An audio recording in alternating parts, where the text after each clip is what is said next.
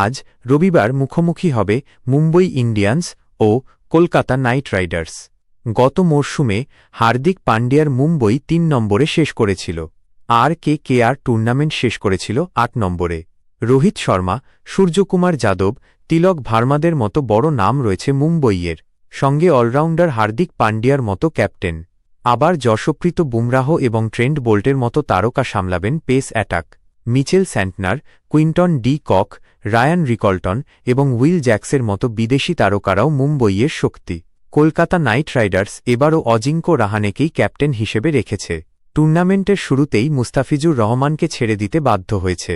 এরপর আকাশদীপ এবং হর্ষিত রানা চোট চিন্তা বাড়িয়েছে কেকেআরের।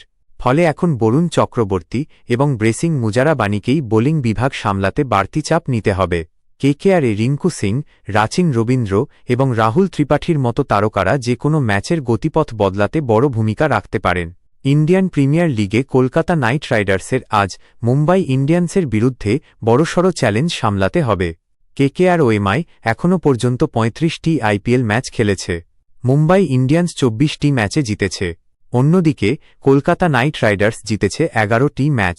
কেকেআরের সম্ভাব্য একাদশ: Finn Allen, Tim Seifert wicketkeeper, Ajinkya Rahane অধিনায়ক, Angkrish Raghuvanshi, Cameron Green, Rinku Singh, Ramandeep Singh, Vaibhav Arora, Blessing Muzarabani, Varun Chakravarthy এবং উমরান মালিক।